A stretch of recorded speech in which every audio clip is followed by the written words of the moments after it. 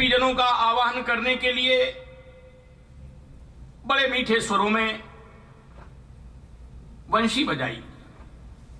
उस वंशी की ध्वनि को सुनकर के गोपियों का चित्त कृष्ण दर्शन की लालसा से विभोर हो गया। जो जैसी अवस्था में थी, जिस कार्य में लगी हुई, वो कार्य अपने आप छूट गया और कृष्ण दर्शन के लिए चल पड़ी। आई हुई गोपियों को देख करके श्री कृष्ण बड़ी मीठी वाणी से उनका अभिनंदन करते हैं। स्वागतम वो भागा प्रियम किम करवाणी वहा। हे ब्रजदेवियों, आपका स्वागत है। आप आज्ञा करें, मैं आपके लिए क्या प्रिय करूं? जो आप कहेंगी मैं वही करूंगा। गोपियों का मन आनंदित हो गया श्री कृष्ण की ऐसी वाणी सुनकर के। लेकिन दूसरे ही क्षण श्री कृष्ण कहते हैं, ब्रजस्यानामयम कच्चिद ब्रूतागमन कारणम। हे देवियों, इस समय रात्रि के समय पर तुम आई हुई हो, तुम्हारे आने का क्या कोई विशेष उद्देश्य है? क्या ब्रज में सब कुशल से तो है ना? गोपियां ऐसी बातें सुनकर के दंग रह गईं। पहले तो श्री कृष्ण ने हमको वंशी बजा करके बुलाया और अब आप अनजान बन रहे हैं कि आप कैसे आई हो। अरे, कोई परेशानी होती तो हमारे घर वाले आते। ये तो खुद ही समझ लेना चाहिए कि हम क्यों आई हुई हैं। श्री कृष्ण उनको वन की भयानकता दिखाते हैं। रात्रि का समय है, इसमें हिंसक जीव भी रहते हैं, भय दिखाते हैं, इसलिए तुम लौट करके चली जाओ।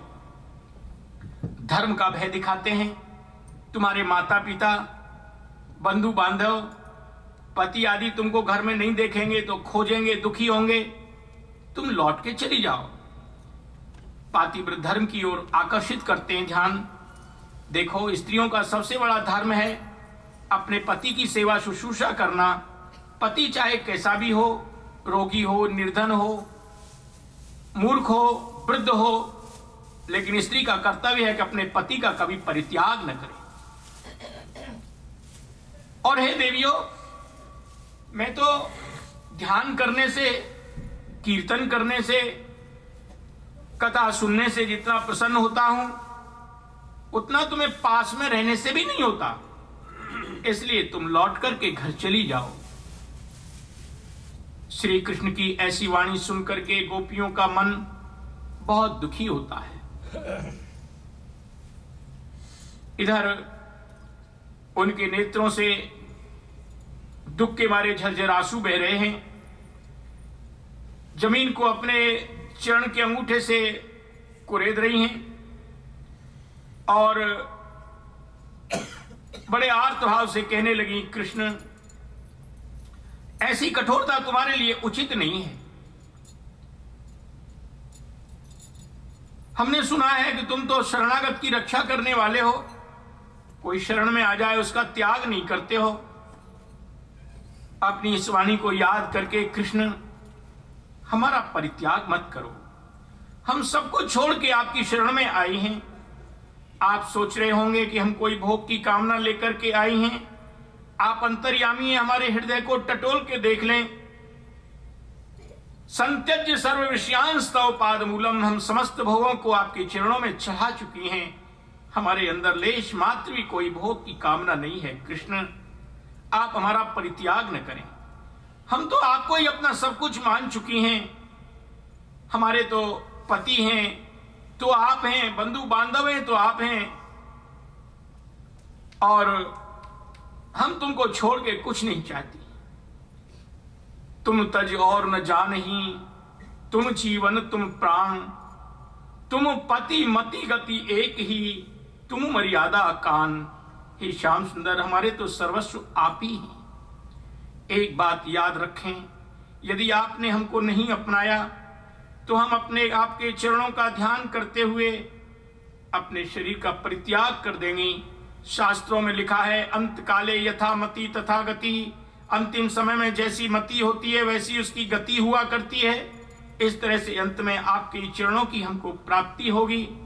श्री कृष्ण गोपियों की ऐसी निष्कपट वाणी सुनकर के उनका हृदय भराया भला ऐसी गोपियों का जिन्होंने सब कुछ उन्हीं को मान रखा है कैसे त्याग कर सकते हैं?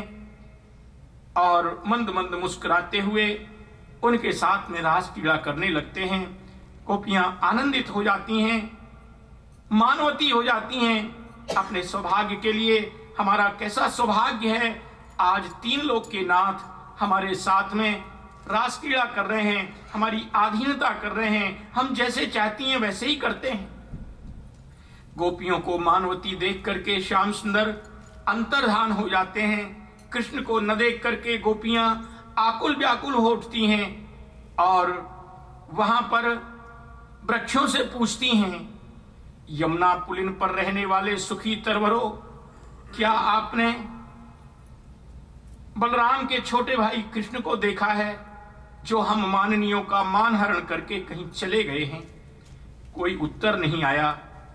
पूछती चल रही हैं। खिले हुए पुष्प देखे, अरे सखी देखो ये पुष्प कितने प्रफुल्लित हो रहे हैं, मालूम पड़ता है हमारे प्राणधन श्याम सुंदर ने इनको अवश्य स्पर्श किया है, नहीं तो अब तक ये मुरझा गए होते, इतने प्रफुल्लित नहीं रहते। उनसे पूछती हैं तो भी कोई उत्तर नहीं आया। पूछती हुई खोजती हुई आगे बढ़ती जा रही हैं।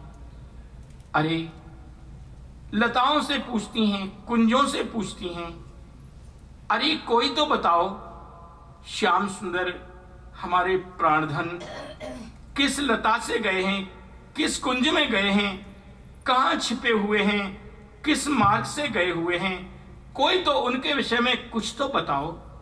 इस तरह से उनसे पूछती फिर रही।